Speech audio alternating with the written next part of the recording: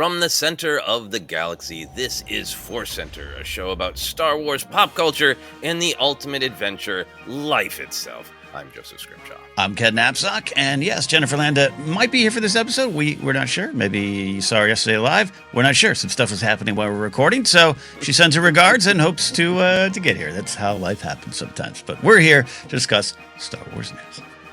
That is right. We'd share what's going on with Jennifer, but we don't really know. It's a life adventure. Yes. So we might have some fun with this. Sudden, like Pokemon, a wild Jennifer Landa might suddenly appear, and that would be wonderful. But you know what's going to appear not suddenly and not surprisingly? A plug for Audible.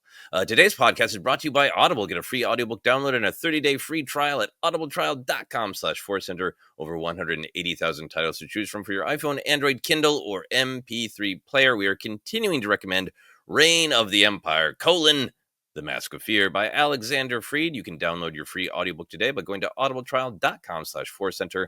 One more time, that's audibletrial.com/ForceCenter for your free audiobook. Ken, I'm about a third of the way through The Mask of Fear. Where are you at with the book? I think I'm about halfway. Actually got some reading in this weekend, and yeah, God, it's just been fun. It's been fun's an interesting word, as you know, to describe that book, but it's been comforting, as you touched upon last time out, and it's been interesting. It's been a great read.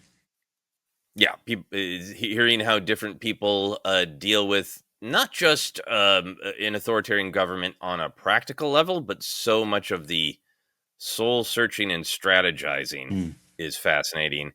And I don't, that Alexander Freed book is, it's great from the perspective of answering questions that I think a lot of fans have discussed, which cool that he is raising too, of like, but what did people really think about the Jedi?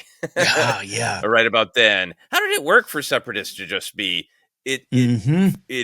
So much of the discussion about the book that I've seen has been about the, the horror, the trauma, the processing of an authoritarian government, but also a lot of it is about those kind of crunchy, fun Star Wars canon things of the immediate aftermath of the Clone Wars. Yeah, I guess this is kind of a mini review in the middle of this, because I really think you touch on something I love about it too, outside of the real world connections and the politics and everything going on in the book in terms of that.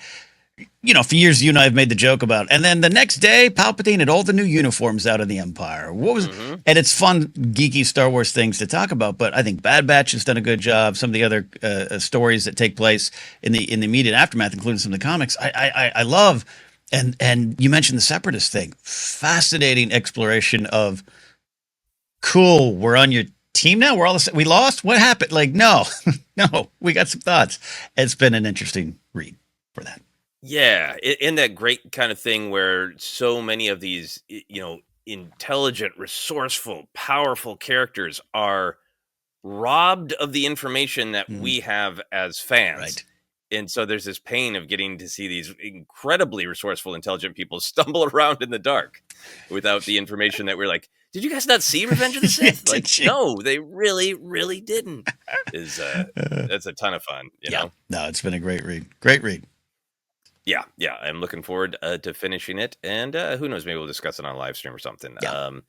But for now, we're going to move on to our asks. Do you want to grab the asks? I do want to grab the asks. We have to make sure we say that really carefully here. And hey, on Patreon, we are continuing to grow, and we appreciate your support in these unprecedented digital media times as the landscape continuously adjusts and changes. We love having our consistent support there, and we'd love you to consider join us there. We have a goal of 430 paid supporters, and when we reach that goal, and we're pretty close, we're going to redo an old Star Wars rank, put some pictures on it. I've been going through some of the options, maybe some of the early Star Wars ranked episodes. And it's also just a lot of fun to see our journey as fans and podcasters and pundits and even friends getting to know each other over the years for some of those early Star Wars ranks. A lot of fun. So help make that possible if you might want to over on Patreon at patreon.com/ForceCenter. You can also follow us on Blue Sky. We're highlighting that, and you can get over there at ForceCenter Pod and find us there. Yes, and to celebrate Blue Sky, I'm going to turn on my blue light, which I forgot to turn on at the beginning of the episode. Turn on your blue light. Blue sky, blue light for blue sky. We also like to talk about our life adventures and if Star Wars intersected with our week. Ken, how was your week? Let's not go into that. We don't want to be depressed. It wasn't the best week for me personally, but a lot going on. But who isn't dealing with a lot? But that's why I think making the time. You and I have talked a lot over the last couple of years. It's been harder to read the Star Wars books or the Star Wars comics. I just kind of had to pull the plug on and jump out of the comic plane because I couldn't keep up anymore. And this week had made the point in the chaos to sit and read for a half hour on one day, 45 for another with Mm. Mask of Fear. And it's good to reconnect with that as a Star Wars fan, but it's also good just for your own brain, right? So that's why I think I described it as fun, even though you're going through this dark imperial, reign. The empire is taking over, and your characters that you love are struggling, or bad things are happening. I'm like, oh yeah, I'm in the Star Wars bubble again, which is fun because it's been hard to stay in it often over the last year or so. Hmm. So that actually is the adventure, reading Mask of Fear. Yeah, that's great. Yeah, I've been doing the same thing of like, there's so many times it was like, I would just need to devour this book in 3 sittings. And it's been nice to read a couple chapters every morning and try to make time for that and see if that works. Yeah, yeah. Um, an adventure I had this week, which was lovely, is a friend invited Sarah and I to this event at the downtown LA Public Library, Hmm. which is a beautiful, gorgeous building. Um, the library was doing an event. I'm not sure of the exact wording of it, but it was co-sponsored, presented by the Lucas Museum of Narrative Art, Nice. which is the buildings, as I understand it, is just about done. They're heading towards their opening, so they're starting to do as museums in Mm. do is start to make people more aware of them by Yes. doing, events outside of the actual physical building as they get to being ready to open. And it was sort of themed around the idea of building stories, but basically it was like library after dark. Like I think that was a lot of the appeal. They sold 3,000 tickets uh, to people who wanted to hang out at the library after dark. Uh, they sold cocktails and they let you in beer and wine and other drinks, and they let you wander around the library at night with drinks. Ooh. They had all these site specific performances. The Museum of Narrative Art in particular hosted some adult story time in the children's section of the downtown library. Which, if you've No, never been no. to the downtown LA library, it's a cathedral. It's a temple. There's a 4 to 5 story atrium with escalators, and there was a sort of site specific performance of sort of movement and music going on in this atrium, and all of these people uh, gathered in this massive atrium to watch this performance. That they were just told there's going to be a performance there. Nobody really knew what it was Mm. or what, and we're kind of like looking around for it, and then it kind of happened all around you. Anyway, it's Star Wars related because hey, Lucas. Um, but Mm. also it was nice to be surrounded by a lot of the ideas that I think Star Wars supports and are under attack right now. Mm. It's Mm-hmm. the library is a place of community and knowledge and art and all the things that fascism really likes to shut down. And it was, a very diverse group of 3,000 people from LA who are like, yeah, I want to be at the library at night. Cool. Mm. Library after dark. Let's go. But watching performances, and there's just like a sense of joy and exploration in the library, and it felt defiant in these days to be supporting the kinds of ideas that fascism really really hates. Education, knowledge, community, Yep. Yep. empathy, Diversity. diversity. Yep. Empathy. Yep. All those things. Yeah, that's amazing. And shout out to our longtime ForceCenter listener, Chris, the greatest librarian in the LA County area, I would say, who is probably nodding his head while listening to you, and having been a part of a couple of his programs over at the Chatsworth Library too. It's just it's truly a place of community. It's truly and it's overlooked for that too. So that's good. Hmm. You got to highlight that, and that's very Star Warsy. Very Star Warsy. Yeah. Very Star Warsy. And I'm so excited for the Lucas Museum of Narrative Art to open here in Los Can't wait. Angeles. But for now, let's get into the news, Ken. The main thing we're going to talk about today is there was a special look for Andor Season Mm-hmm. 2 that was released initially on Disney Plus, and then it came to the world on YouTube.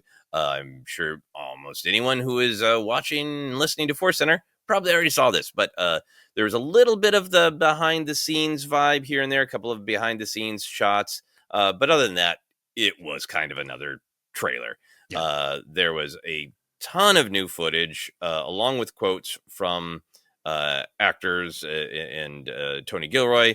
There was more Luthen, more off, K2SO, major thesis, please, Partagaz. We got to see the precious BTO EMO is safe for now. Confirmation of the Gorman massacre plotline and much more. B2 emo, I guess, is the way most people say our little droid friend's name. It's like, that sounded weird to me. Why? B2 EMO is like some weird, like, that's the checking account I signed up for. B2 emo is the droid. So Ken, out of all of this in the trailer, what new moments grabbed you? What spoke to you? We're going to dive into some of the humans from our world speaking, mostly Tony Gilroy and others. But even from the beginning of there's the one line that's maybe, I said it too. I don't want to get into maybe it's from, because even if you start to figure it out, I just kind of want to go in as blind as I can, even though we're covering the trailers as we should. But that opening line of someone calling out, "If you can hear me." A powerful thesis statement. Thesis, please. A theme statement, I think, for what not only going on in this behind the scenes thing of just, but what's going on here in this show, and that was kind of grabbed me right up top. So love that. Down to some little things here. Shots of Vel with the rebels, maybe at Yavin 4. Shots of the partisans. You mentioned Moroff. Man, I know we had him like a little shot of him in Andor season 1. That just kind of, I'm not going to expect Moroff to have full on scene with Luthen, but to see him and the Tubes brothers and everything, it just kind of, it's beyond just a simple Rogue One connection. It's just we're in the thick of it now, as we were in season 1. But shots like that, and I really like the exchange of Luthen and Cassian with the "I'm acting like a soldier, think like a leader" kind of, or think of a soldier, think of a leader line. Just kind of a looking at their relationship and what does that mean for Luthen and what's he asking him to do? All those kind of big plot questions jumping off the page for me on screen. Yeah, there's a lot of great thoughts there. That exchange between Luthen and Cassian, great trailer talk, because the context will give it so much more meaning. Yes. But it's very interesting philosophical idea to be like, what is my title? What is my identity? What is my role? And I think, to me, it speaks to, I wonder how much Luthen clearly sort of romanticizes himself, or at least he is very thoughtful about what his role is. Yeah. Right. Yeah. That speech to Lonnie is all about somebody who has considered exactly what he's doing, exactly what the ramifications are. And in that speech that everybody loves, there's the line about, to build I'm paraphrasing, to build a new day that I know I will never see. Yeah.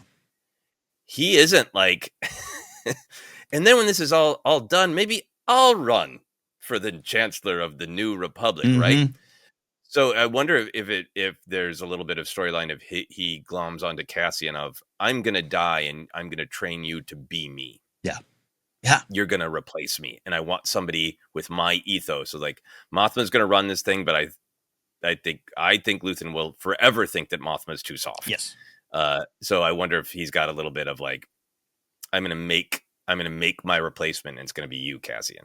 Yeah, I think it's fun to talk about, not just in terms of predictions, but just the state of the rebellion at this point in time. And we'll talk about what Gilroy said, I know, but like just thinking of, Mothma's too soft, Saw's too weird or out there or hard or whatever it might be. Cassian's just right. You're the porridge in the middle, buddy. And, that I think of the conversation with Draven in Rogue One, with Draven kind of having the Luthen continue, he's in the Luthen canon, so to speak. I'm just like, hey, go kill this guy. Don't care. Go kill this guy. That's the real plan. And that just tracks for Cassian to be dumped in the middle of that. And at this point in time to believe it, because he has to. Yeah, no, I love that. And the seeing Moroff is great. Hope springs eternal for Beezer. Yes. Fortuna. Yes. but yeah, I think there is a great use of the trailer to emphasize in lots of ways getting closer and closer to Rogue One and in the situation as it stands. For moments that grab me, I watched it a couple times, and I think my initial reaction was like, "What new footage are we getting?" and all that. But like the third time I watched it was the dialogue at the beginning that really hit me. The combination of dialogue, the person on the recording saying, "Is there no one who can help us?" Mothma saying, "We need to speak out. We need to stand up." And then the quote from Cassian from Rogue One, "Everything I did for the rebellion." Those three kind of sentences together is like, man, does that just capture the feeling of trying to build a rebellion? How are we going to face fascism? Like the literal physical. Is there anyone who can help us? Like we're literally being assaulted right now. To the more ideological, we need to speak out. We need to stand up. And everything I did for the rebellion. I'm so glad that that's in the teaser, that there's such a focus on it, because I think it's not shocking to say that's what the entire show of Andor is about, is that belief that he has in Rogue One. But I think it's so much that's what's at stake is in some ways is Cassian's soul of how do you enact a rebellion like this that is necessary from the story point of Star Wars. And what is the cost? What does it do to your soul when you choose to fight it in a certain way? And I think, Cassian's arc is a big part of the heart and soul of Rogue One. It's easy to focus on Jyn because she's the main character. Yeah. But his arc from brutally murdering Tivik to not pulling the trigger on Galen Erso, to kind of regaining his soul in the way that he embraces Jyn at the end and focuses on humanity. I want to continue to be focused on, like, the show is called Andor or Andor.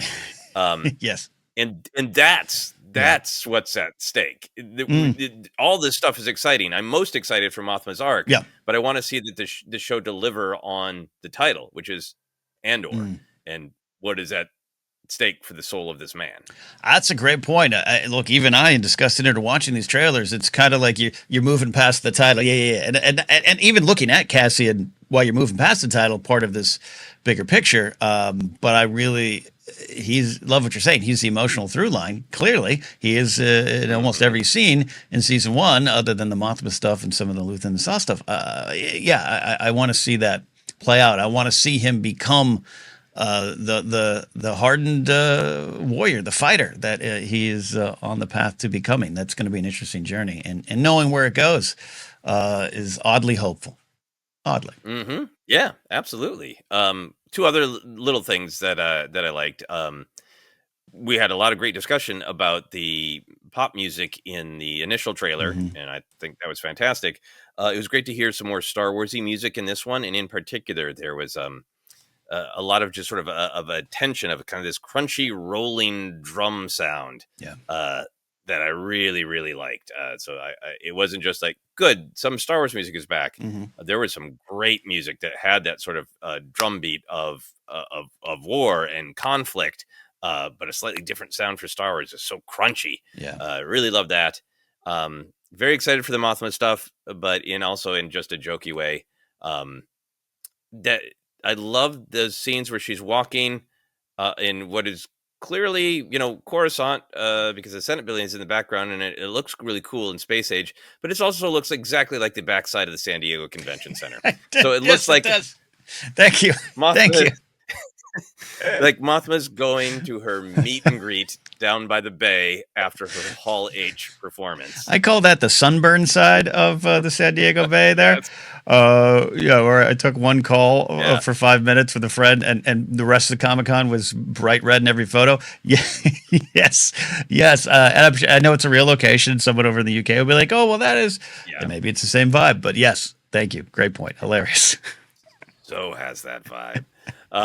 So we talked a little bit about Morov, but the lack of aliens in the first season of Andor was one of the main criticisms for some fans, and I think it ties into sort of larger discussion about how Andor balances its gritty more its gritty nature with the more pulpy and fantastical Mm-hmm. fantasy sides of Star Wars. There were a lot more aliens in this season 2 footage. Uh, how do you feel about that? Are there any particular aliens, creatures, characters, or just like pulpy elements that you're still hoping to see from Andor season 2? Yeah, I laughed in a good way. I laughed. They did this really clear shot on what's Chancellor Vilchum's species, because I doubt it's Chancellor Tarsant. Parsant. But who knows? Maybe it is. Maybe it is Vilchum. And he's here, a lowly senator or something like that. I laughed in a good way, meaning like, are they aware? How high up does that awareness go? Was there ever a meeting of Tony? There's aliens in the government here during this time, and we always joke, and we said on one of our recent live shows, particularly we love building up this character of Tony Gilroy. That's probably not even true, just throwing some stuff at him there. I almost need to apologize, but I enjoyed it. I enjoyed not just with the partisans. I think you're right. Moroff, we can't forget, is in that. And yes, Beezer, good call. We need more Beezer. It made me feel a little better, because I do want, I want not more action. Andor season 1 is a ton of action, but I want some more. I want some zip. I'm looking forward to some zip. Not want some zip. Looking forward to a little bit more zip. That pulpy serial adventure vibe that is not always present in Andor season 1, which is fine for me because I love the series. But we're racing towards not just Rogue One. We're racing towards A New Hope. I do want it to kind of have fun connecting to those kind of things. Yeah, no, I'm with you. I think there's the wanting the Star Wars shows to in movies to have a different style, a different perspective, but also feel like they're happening in the same galaxy. Yeah. And I think for me, there's that shot of Mothma and the Tarsant and the other alien who I can't remember. We've seen before, at least. We don't know if it's a species or character, Right. and I cannot remember the character's name right now. But to me, it's kind of important to the story of Andor that we see a little bit more diversity in the rebellion as it's growing, and in the Senate, because that is actually a part of the story. And Andor is a political thriller about ideology and about what is authoritarianism and how do you fight it. And we're spending a lot of time with the ISB and the inner workings and the philosophy of those kinds of people, from Dedra to Edie Karn, and the racism of the Empire of pushing out non-humans. I think is an important part of the story of Star Wars, and the actual diversity of the galaxy and of the rebellion. I think that's a reason for me to want there to be more creatures and aliens and non-humans. We've discussed it before, I know, but that's long been kind of going back to even EU stuff with Thrawn himself. That's been kind of the thoughts of, Palpatine kind of doesn't like you, doesn't like those who don't look like him. And I want that in the Star Wars story because it's key. And it obviously connects to the real world. We could make the rebellion is full of DEI policies. We could make those jokes and references and get angry about it too. But also just in terms of Star Wars story, it makes sense. And that was, I think, what a lot of people, there's the creative, pulpy, hey, have a little fun with aliens, come on, Andor season 1 vibe that's out there. Not from everyone. Again, we always put those caveats out there. And again, this is an A+ show for me. But I really want that present in this season, and that's why I'm hopeful for what we saw in this little behind the scenes. Yeah. There's the sort of reflecting the galaxy and the story around the galaxy, and then for me there is the pulpy side and the weird side, and I think sometimes that gets conflated with the goofy side. Like there's the you could have a dead serious scene with a Rodian, right? And that's just like, oh, that's a little pulpy because it's a weird alien.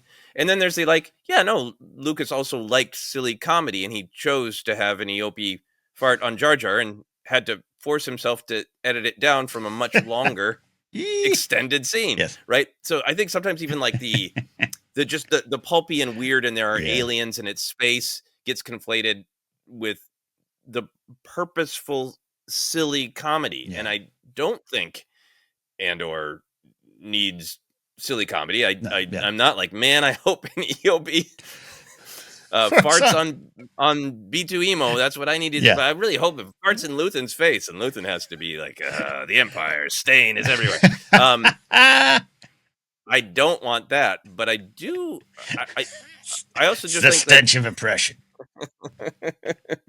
I think that sense of I would love a Game of Thrones season 1, season 2 vibe of this is a galaxy that is full of the mystical. Luthen has Jedi and Sith relics in his museum. Yeah. I would love scenes where people are talking about the rumors about what Palpatine is, and like Luthen being like, shut up with the, ancient Sith bullshit. And I heard he was a wizard, Yeah. I would love this sense of there is the mystical, there is the magical, there is the strange, the unknowable. There's whispers of what happened on Adelon with the Bendu, Yes. But our characters are divorced from that, and they treat it the way people talk about the dragons and the White Walkers in the first couple seasons of Game of Thrones, of like, it's just all far away bullshit. I would love to see the pulpy addressed in characters who are just like, there are no laser swords or magic here. Is your blaster charged? Because we just need to kill some people. Let's go. This is sad in brutal times, devoid of magic. It's a great conversation. I love this. Dive in a little bit here on the like Luthen. You're right. He has that necklace. He collects these things for different cultures and different parts of the history. And then I know there's that shot in this thing of a blade that's kind of crystal-like that people talking about. To me, almost like I see Luthen as he's a space wizard, but that's overwhelming to people. We'd all lose if we felt like I can't recruit people to fight an all-powerful space wizard. Like we got to keep that if that's his approach to it. Or you're talking about the Bendu at Adelon, and like if there's some troopers like, did you hear some big moose took down some whales? If there's whales grabbed up, like there's got to be some rank and file who are like, nah. Like I'm not expecting that in the show, but it's just an interesting part of these two things combining. And I will say this: number one, I did a rewatch of Andor recently, and there are more aliens than you initially think, mostly background and stuff like that. So they're there, and the designs are there. I do understand, and this goes back to the Last Jedi era conversation where I too would have been happier with more Akbar. I was happy with what happened. I accepted it. I also think, as much as I love Akbar, we didn't grow up in the 80s of him being the cultural icon that he became. It's a Trap was a little less. He was cool. Yeah, it was a thing. But this isn't about people wanted him to replace Holdo or anything, but they wanted more with Akbar. It's hard to have what you're talking about, not the comedy, but a serious, straight ahead conversation, which we have seen in Book of Boba Fett and Mandalorian and all the shows. But it's hard to play it. It's not hard, but I get if you're Tony Gilroy or Bo Willimon or any of his writing team, you don't want to have the scene where it's like, well, we've got to get the plans. I understand. Like that was my thing with Akbar. Like, yeah, I love Akbar, but blah, blah, blah, blah, blah, blah. Like it might be harder to pull off, not take seriously, but pull off. So I give them a lot of grace for season 1. It would have been interesting on Aldhani if one of the creatures, one of the rebels was a species or a creature or something like that. But I understand it could be a tonal issue. So I'm looking forward to hopefully that shifting a little bit in season 2. Yeah. I mean, this is a weird thing to say, but like, and I get that you have to work harder. I would argue that Akbar's sad sigh, the best, when the executor goes down, it's like it's relief, but it's also the horror of war. Yeah, like in a sigh from a fish guy. Same with Raditz. And Raditz is huge power. So I think it can be done. It does have to be done. But I mean, this is a weird wish. Like I would love to see some Twi'leks or some Togrutas in pain. I would love to see them. Centered, that's easy enough to do.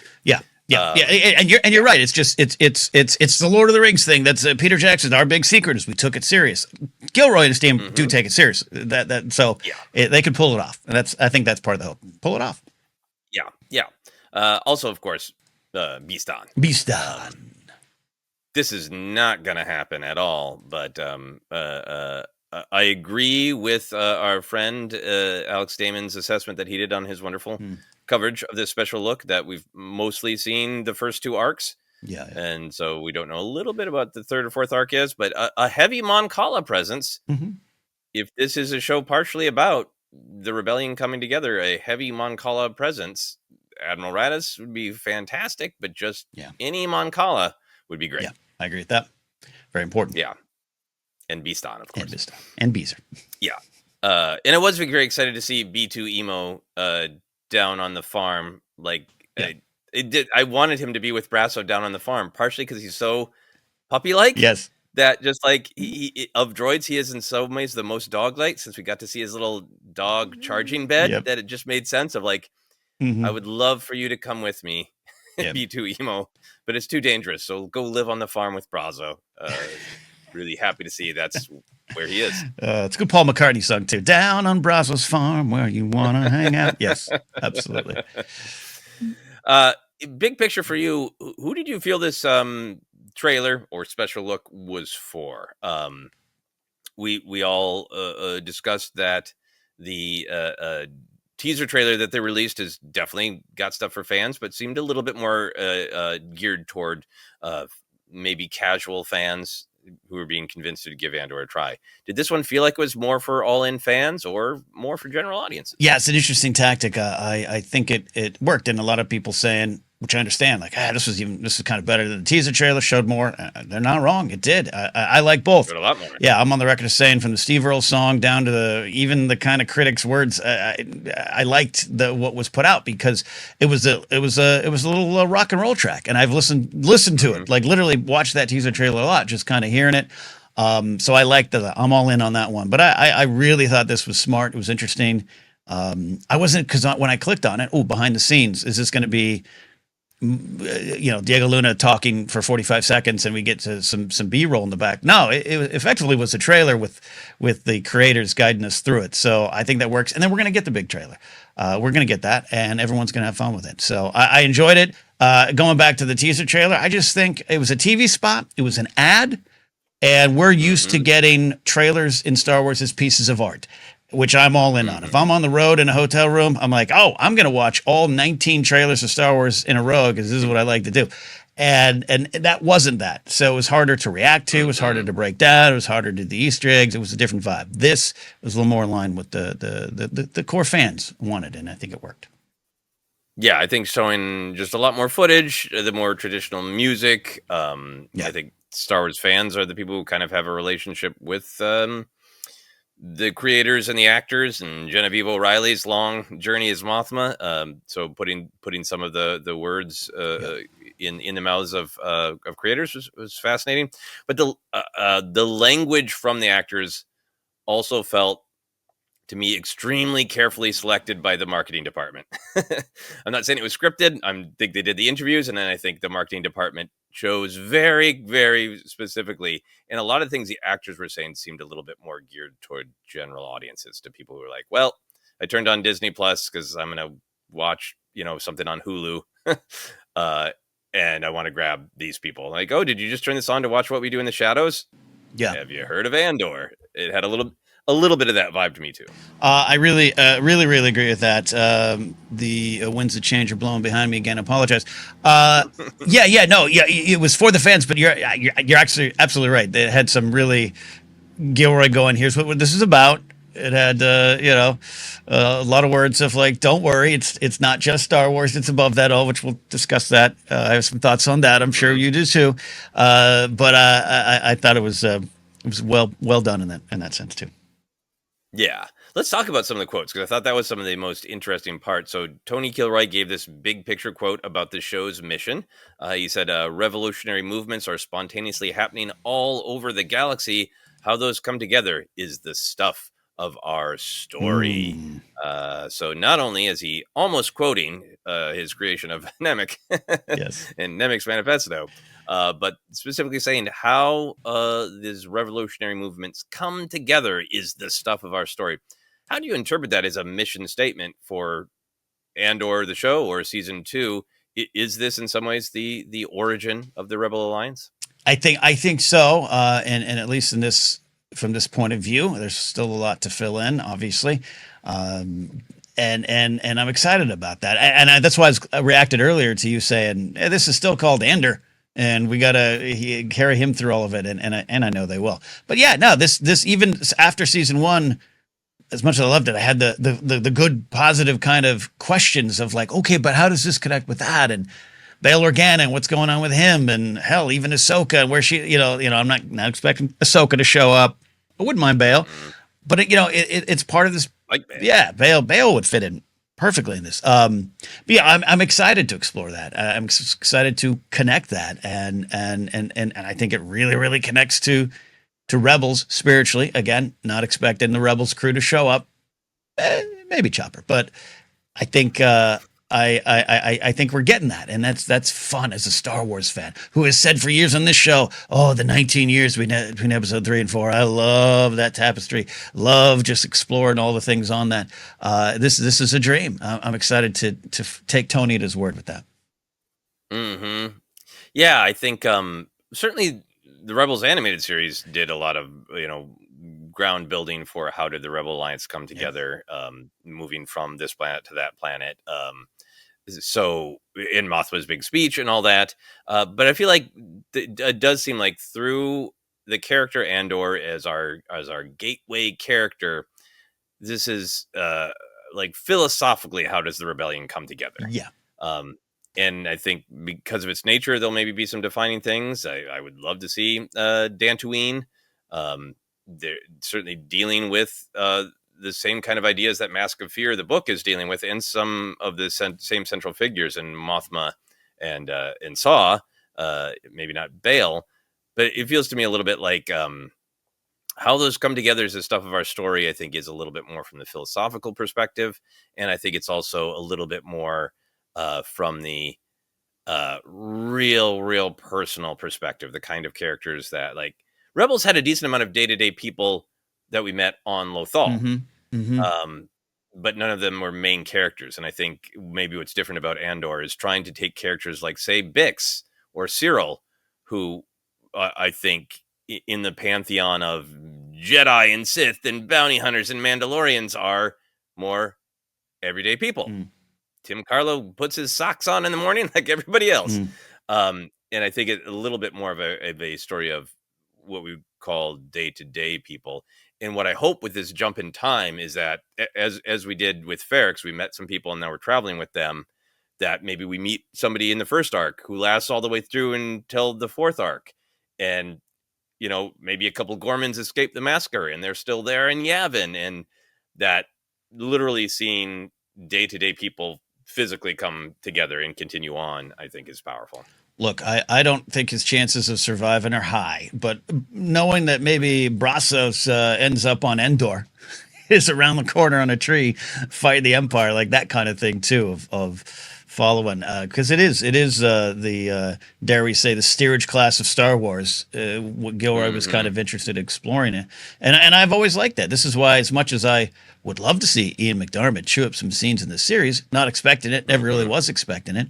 Vader's alive. Vader exists. Not expecting it. Tarkin makes sense. Maybe calling in hologram. I don't know. However you want to play it, but like those characters exist, but we're not about that. We are on the ground. This is the rumors of what's going on and how we deal with the actual events around us on the ground.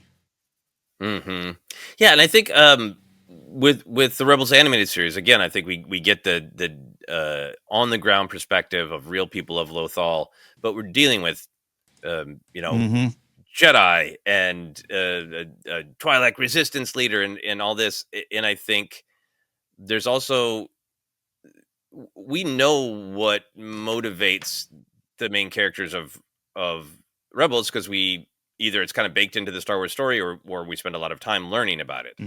But I think the Andor seems very interested in the philosophical question of how do you get to critical mass? How is it not just a handful of Jedi and Mandalorians who banded together? I guess it's kind of a little bit more of an everyday. Yeah. But there was a horrible massacre of my people, and it radicalized me. But that the focus on the Gorman massacre really does feel like the organizing question of political resistance. How do you get to critical Mhm. mass and not just a handful of Jedi and individual aggrieved people like Zeb? Yeah. How do you get to critical mass? When do the ideas become action that you have to take? Yeah. Yeah. Yeah. So going from the big galactic stakes to the real world scale of the televisual production, Mhm. there's been a lot of discussion of how big the production of Andor was. Genevieve O'Reilly says in this special look, the size and scale of this production is unparalleled. The sets, the costumes are breathtaking. There's been a lot of discussion online among Star Wars fans, but also I saw it from a couple of TV writers, producers' opinions on the Andor budget. According to financial filings for the UK production, the second season budget of Andor is $290.9 million, which is higher than the budget for The Force Awakens and The Last Jedi. I definitely have seen some people scoffing at that. How do you feel about the scale of Andor, the price tag? As a viewer, do you feel the money on the screen? Absolutely. And we're about to get what, 4 movies, right? Mm-hmm. So that changes the perspective on the number. That is, I hadn't heard in those terms, bigger than those films. And it's not just about 90 minutes versus 10 hours of program or whatever it is. Those are big productions and travel in the world. And this kind of had the vibe. Look, you feel it on the screen, and I love that it's on the screen. This is one of my favorite things about the show. I also think I understand when there's a contrast to compare between this show and the other shows. Whether it is exploring the stagecraft of the volume and how this new advancing technology can change the way we make things versus, hey, we're making Kenobi and it's during a different time where there's a lot of things going on and it's going to look a little smaller, and the realities of that. It's almost not fair. I wish every show looked like this. It's impossible for me to expect that. I do feel on the screen. I do feel the scope. It's one of my favorite things about it. And you just have to live in that world where this one got this budget and this amount of time, where the others maybe didn't. Yeah, I don't think it's so much more complicated. Yeah. Like, yeah, Yep. the decisions were made about Andor a long time ago. Yep. Yeah, and Kenobi was made during COVID, and I still think that it was a perfect timing for Yep. Bob Chapek to come in and have a different opinion about how much should be spent. Yeah. He's my favorite actor. I love him with all of my heart. I think Ewan McGregor also added significantly to the budget of Kenobi. He's Yep. one of the last remaining true movie stars, in my opinion. Yeah, but I think I understand people going, okay, the estimate of both seasons of Andor is around like 690 million or something like that for what is going to end up being 24 episodes of television. From that perspective, it's bonkers. But from the perspective of what Star Wars requires at a basic minimum, with the aliens, with the special effects, the way Andor is being presented, not just with the number of practical sets, but also location work, and also the sheer size of the cast. I mean, there are definitely some heavy hitters who are probably being paid well, but this is a massive cast and lots of extras. I think looking at how much did it cost to make 24 episodes of television is for me not the framing that makes sense. I think the framing that makes sense, especially for season 2, is 290 million to make 4 movies. It's pretty good. Yep. And I also think the the amount spent on advertising, I do not think will be anywhere near what it would be for a film. Correct. Because it doesn't need to be. Also wanted to throw in this quote from Tony Gilroy. Just as I was scrolling through social media, I saw a post once again from our friends at Star Wars Explained, sharing a quote from Tony Gilroy that he made during an interview with Collider. I haven't read or seen anything more than this. Literally just Same. saw this from social media from Alex and Molly. But the quote from Tony Gilroy is about the schedule of releasing the 3 episodes per week, saying, "Yeah, we heard about that as we finished. It's a Disney decision. There's an internal logic behind it. They have their reasons. It's kind of cool. I mean, it puts a burden on podcasters. What are they going to do? It's a Thanks, movie Tony. a week, you know?" So yeah, I mean, so there you have it from the mouth of Tony Gilroy. We made them as television episodes to be broadcast separately, but then a decision was made afterwards to air them all together, which basically makes it a movie a week. So he literally says that it's a movie a week, you know. Yep. So for me, there's so many fascinating ways and things to discuss in that one little quote to look at it. But I think the main thing I am frustrated by is that continuing indecision of what the streaming space is going to be. Is it a television show where like trying to tell a Star Wars story, but we're going to keep it as cheap as possible? So there's one action scene per week, and a lot of it is in the same 3 sets. And if we have to shoot on location, it's with the green screen immediately outside the studio. And that's how we do television, make this work. That's not what they're doing. They're making movies, but then they're cutting them up like they're old school television shows, but not entirely supporting the creators and structuring them like their television shows. So I'm frustrated with the business brains behind this. And there's a part of me that wishes, I wish they'd just ask Tony Gilroy and team, can you make us 4 Star Wars films? Write them that way, edit them that way, present them that way, because that's where we've ended up. Even to the creator saying, I didn't make them as movies, but they kind of are broadcasting them as movies, and they're kind of movies now. And sorry, podcasters. How do you feel about all that? First of all, I think it's my favorite thing Tony Gilroy has ever said. I love this. I don't even think he's listening to the podcast, but the fact that he's aware of the cottage industry around this stuff also speaks to Kathleen Kennedy's comments last week of like, I don't think Tony expected to be in Star Wars for 10 years. He's like, do you know they have these like podcasts talking about Star Wars? I love it. And as sometimes I've poked the Tony Gilroy bear over the years, this is one of my favorite things. And it does speak to what you're saying. And we've, as fans, podcasters, and creators in this industry ourselves, it's right to kind of show some frustration towards the industry and some decisions, but also celebrate the ones that do work. And this could be very effective. It'd be fascinating if in the meetings they're like, hey, there's this show ForceCenter. This guy Ken Zupzak doesn't like the ending of episode 5. Thought it just ended on a brief. Can we just put it all together?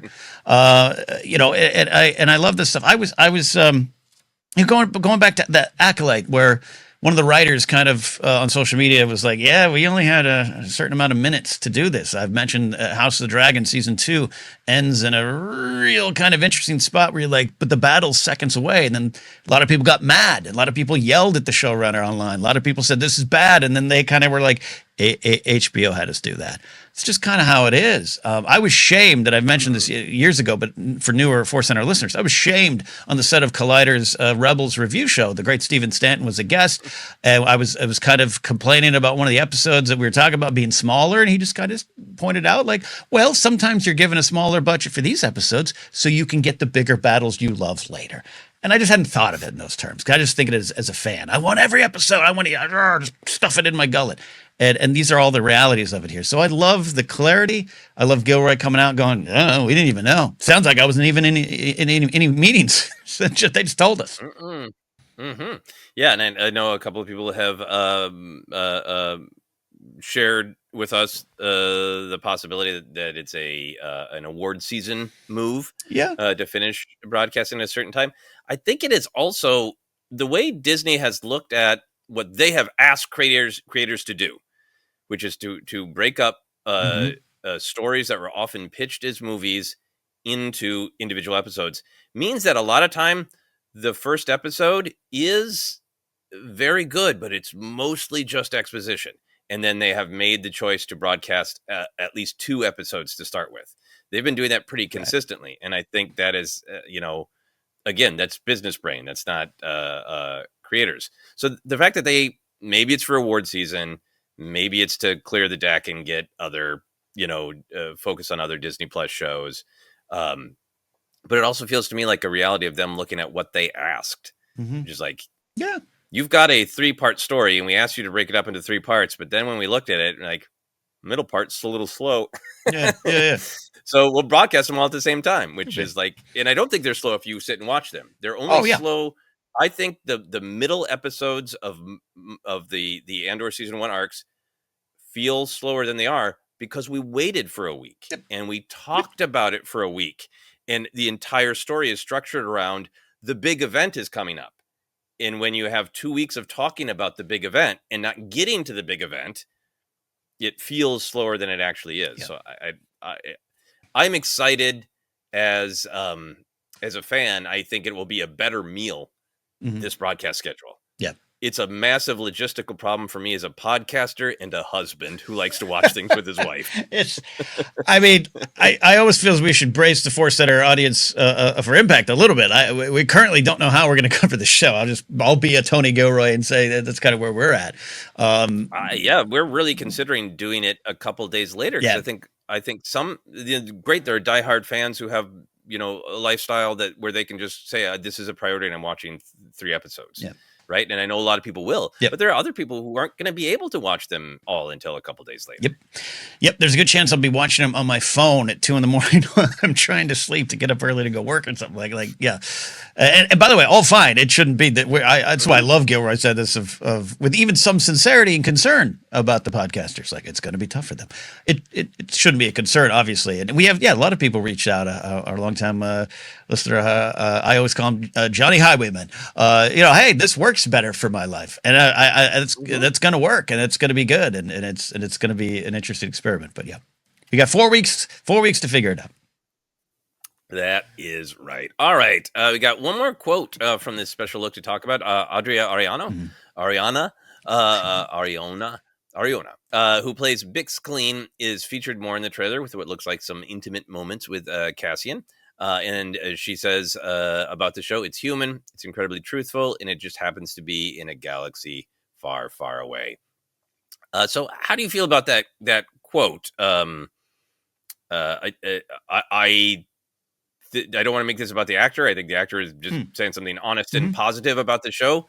For me, I want to frame it as a marketing person decided to take that honest and sincere thing that an actor said about her honest and sincere perspective. This is not about the actor. This is about the marketing choice to put it in here. Is that a positive celebration of the humanity inherent to fantasy? Or is that a marketing team going, okay, if you don't like genre stuff, it's okay. This isn't dorky, silly Star Wars. This is grounded, gritty, human Star Wars. It was very smart and cutting on the marketing department's on the marketing team there, and to have Adria sit there and clip that out. We're missing the context. This also makes Stellan Skarsgård said something similar last time out. That was even more direct. Of like, it's got none of the silly stuff. Like I expect that from him. I'm with you. Not pinning anything on her, and also not pinning anything on anybody. This is smart.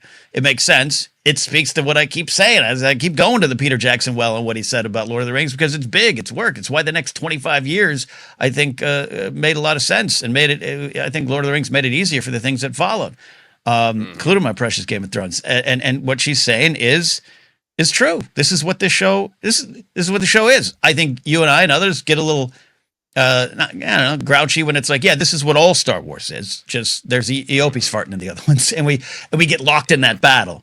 And I'm trying to remove myself and just going, no, this does appeal to a large amount of people who have a wall up to whimsy and fantasy or sci-fi or myth, whatever you want to bucket you want to put Star Wars in. Some people just have a natural, animation. We hear it all the time. Like, I don't know. I don't like the cartoons. For 30 years, we've all known that these are more than cartoons. They always were, other than the Saturday morning ones. But I understand there's a wall, right? And I think this is a little bit of a wall breaker, and that's okay, and that's a good thing.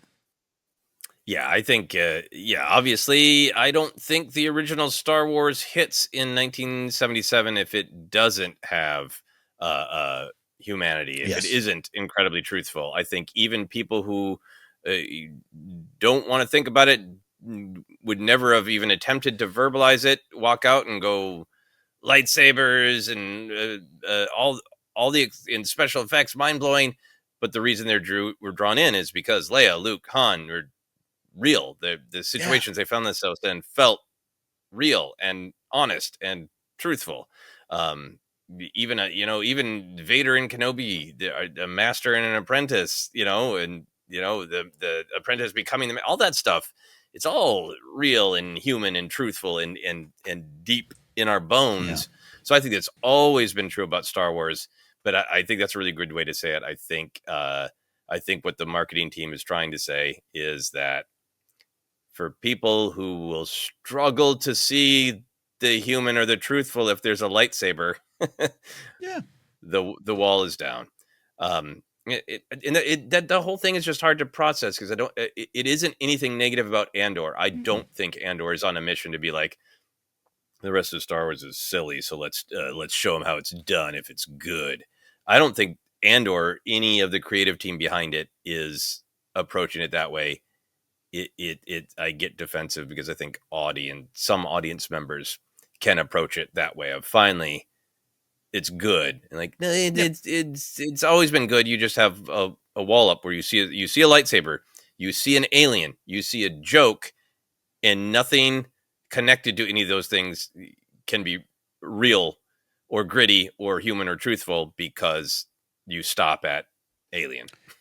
Yeah, look, you and I come from the worlds of comedy, and it seems weird to say now over the last 20 years where comedy has transitioned into people understanding it's saying something more, or people wanting it to say more when it doesn't, or, the Daily Show of it all, where we started to get more of our news from comedy than other sources.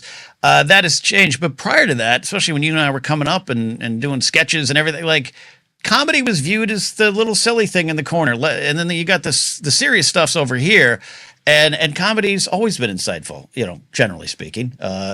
Comedy's always had weight to it. It just you put it in that bucket and you look down on it. Some people do, and that's what happened, and that's what I think you and I and others have reacted to.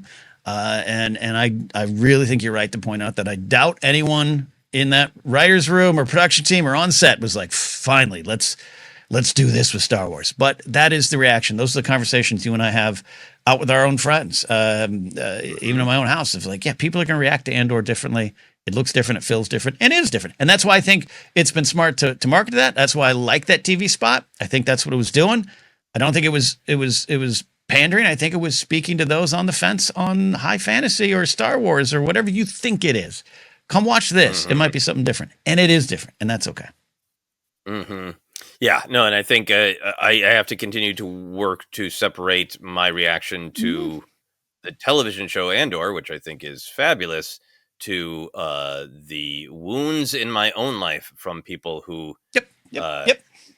refuse to see past the surface of something. I've told this story before. I did many shows at the Minnesota Fringe Festival, but I did one that was very successful, and it was it was called The Damn Audition, and it was about people auditioning to play the role of Satan in a sitcom in LA with an out of control, horrible director. And it was about, fame and greed and what part of yourself you're willing to sell to achieve what you want to achieve. It was about things, but it was written as a comedy. And I had a person who liked me, liked my work, and thought they were saying something nice to me and said, "Hey, have you ever considered doing not a comedy? Because it seems like you have some things to say, and it's too bad that you feel like you have to add all the comedy so people will come." Mm-hmm.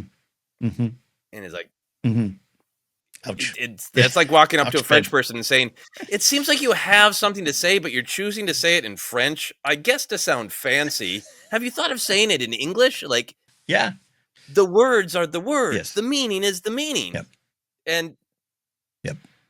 the genre is the language, Yep. and the language has value, and the meaning has value, and the person who wants to separate the language and the meaning and make them two separate, distinguishable things. You're the one with the problem, man. It's you, man. Yeah. And I think you and I are trying to own where we've been for the last couple of years. And again, I completing that rewatch. Loved it. Loved every second. Even that ending I didn't love early on. But then, never more than 12. And then in Kino Loy's speech, Cassian going, is that all you got? And him really digging in. I had tears streaming down my face on the treadmill while I was walking. This show moves me, but so does all other parts of Star Wars. And that's all. It comes from this, like, hey, I just want you to be moved by all parts. But if this is your thing and this is your jam, we're here to celebrate that. And that's what I think the marketing team is trying to say with this. And I think they succeeded. They did. So final question on the Andor special look. Are you expecting or hoping for another trailer, a full trailer? I'm expecting it. Yes. I do think you'll get, God, we're mid-March already. Ooh, yeah, we'll get about a month from now. 10th. Yeah, maybe a month from now before Star Wars Celebration, where this is going to avail. I think you'll get maybe even two, maybe another teaser, maybe the full, but definitely one full trailer with the music and the vibes and the dialogue and no Tony Gilroy on a director's chair, which I enjoyed this time. Yeah, I think it'll be good. We'll get one. Yeah.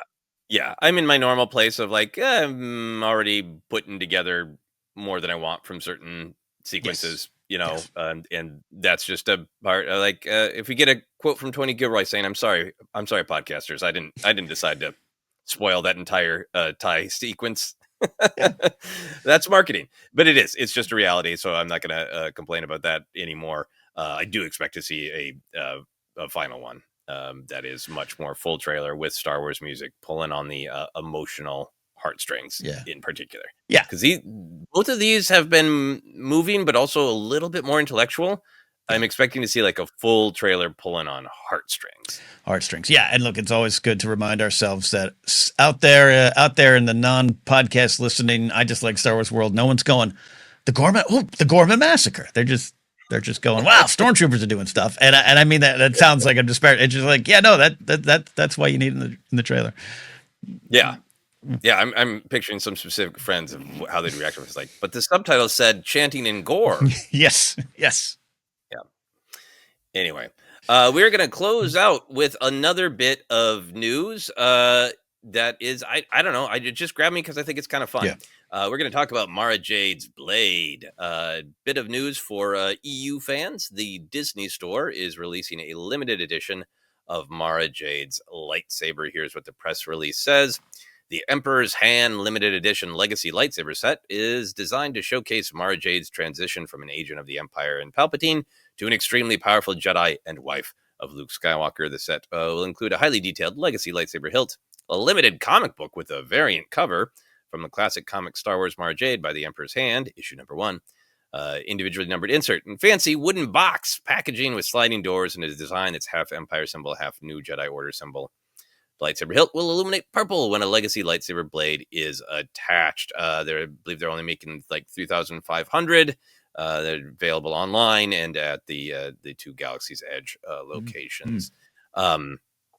So I love the lightsabers that they make, and if I had more room and more money, I would have Leia's and Rey's and Obi-Wan's, and I bet one of my own lightsaber design at Galaxy's Edge, but I don't have any others.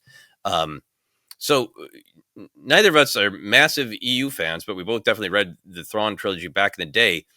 What did you think of Mara Jade specifically back in the day? I liked her, liked the character. I was all in, and over the years I've been more, like you just said, I'm not a huge fan of EU and not even a huge fan of Thrawn, the Thrawn trilogy by Zahn back then. It doesn't hold up for me as much. She's kind of part of that. It's not the character. I think the backstory is cool. Love the kind of reveal of where the shadows she was hiding in and on the sail barge and all those things. I no problem with that. I think over time, again, to be fair to those who love the character, first of all, I've always acknowledged that, having another lead Star Wars character, female Star Wars character, is of great value. And a lot of people in the early 90s probably saw themselves in her. Always want to make sure that's clear, and I support that. Whether I like the character or not doesn't matter. But as time went on, and I just was passing through shelves at bookstores and seeing knowing how her and Luke got married and everything. I think over the years it just was less my favorite idea. But the character's cool, the backstory's cool, and this is very smart on the part of Disney. This is going to sell out. This will be a hot ticket item indeed.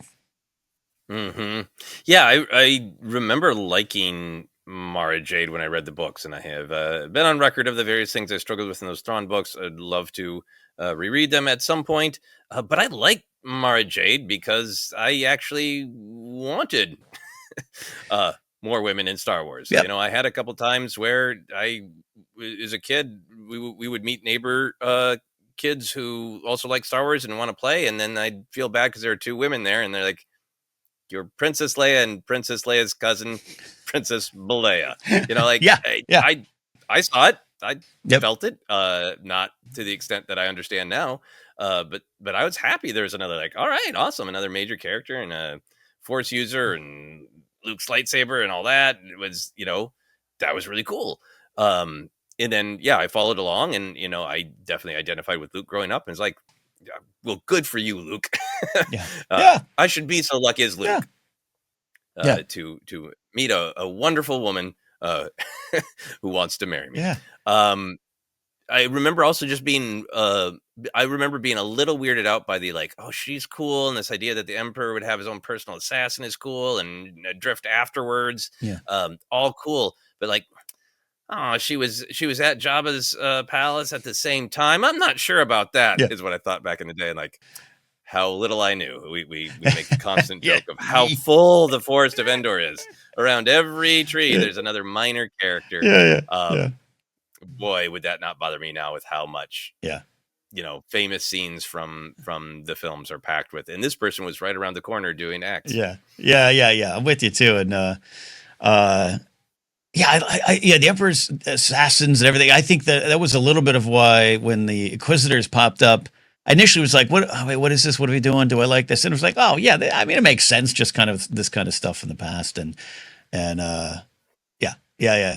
know Jen had to step out today. I would have loved more of her thoughts on this, but you know, the lack of just female characters in the original trilogy, particularly Star Wars. I remember having a conversation with my old buddy Madeline Rue, author, and she wrote that Bail Organa piece in the first from a certain point of view. And she's like, when she was telling me the story, when she signed on, she was like, I want to make sure I'm writing a female character. And they were like, well, we're not doing really Leia, and Emperor's already been taken, and that was it. Like, that was it, unless you wanted to make one up. And so she did, and she not make one up, but she said, how about Bail Organa? So that's one of the big victories of Mara Jade. And I always respect that, and always respect the people that loved her over the years. A little more screen time than the Tonica sisters. I guess that's screen time. But that was like, you're right. Yeah, there's the Tonica sisters. Yeah, Torn Far. Like, it's in Empire, Mothma, and Jedi. Yeah, absolutely. Jedi.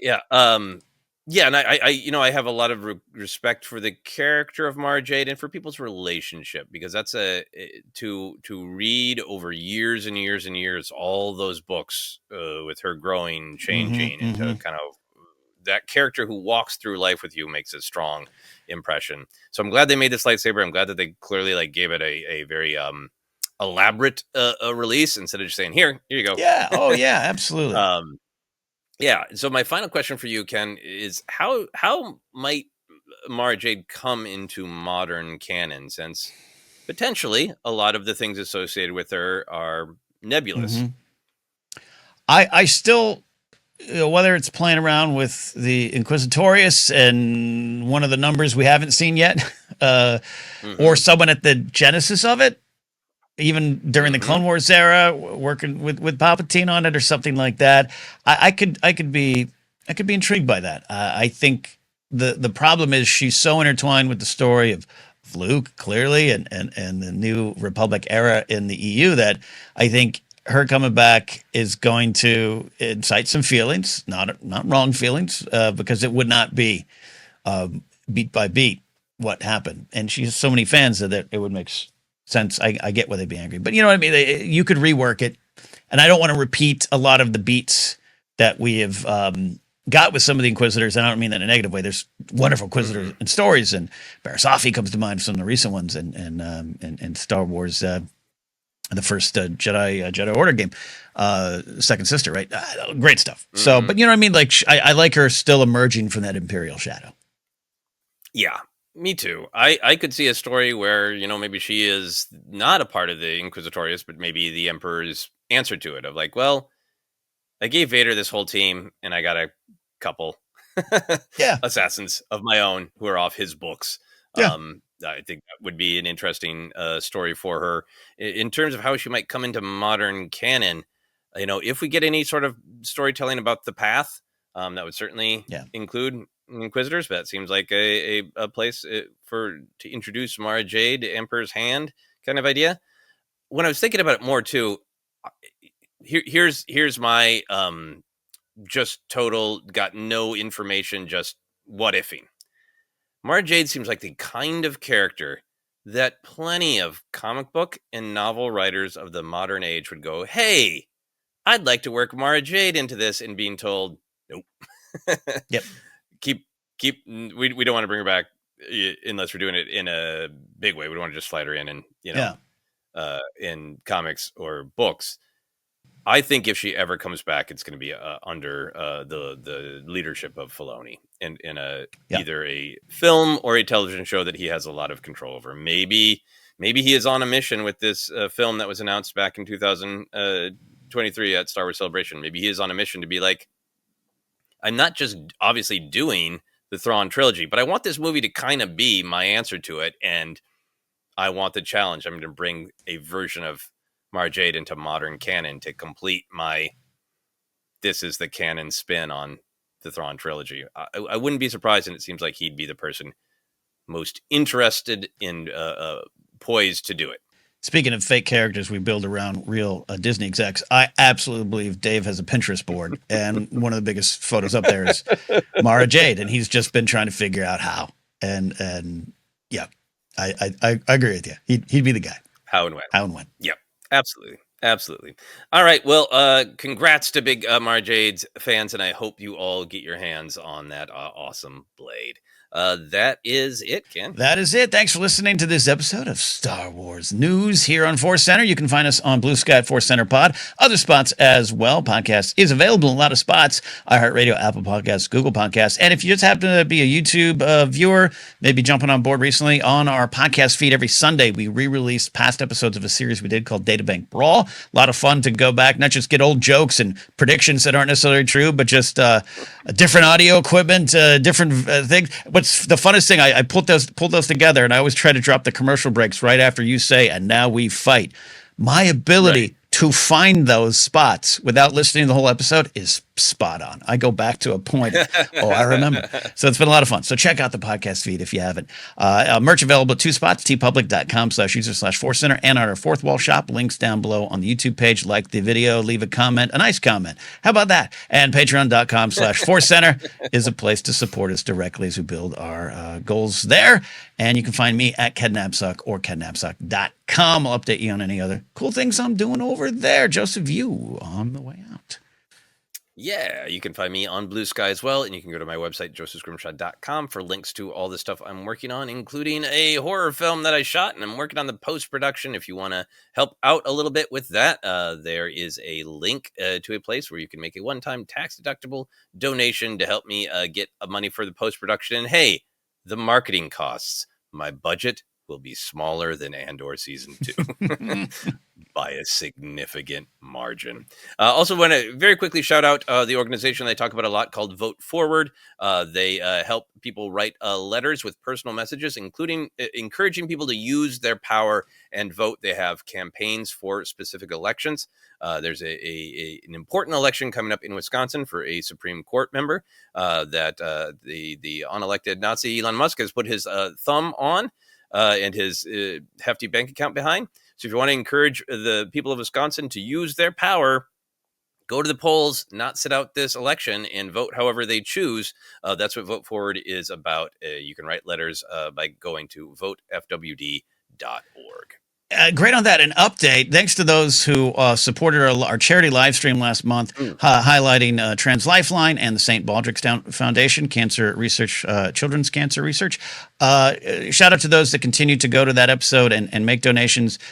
Joseph, you registered those donations last week. They were wonderful. And an update, my pal, Jeff Saunders, who works with St. Baldrick's Foundation, had his big shave-a-thon last weekend. Because of ForceCenter, we were able to hit his personal goal. So he wanted to pass along a thanks to all of you for that. And we're going to continue to support those organizations and more in the future. So thank you, ForceCenter friends. Thank you very, very much. And we are looking forward to Andor Season 2. That is it.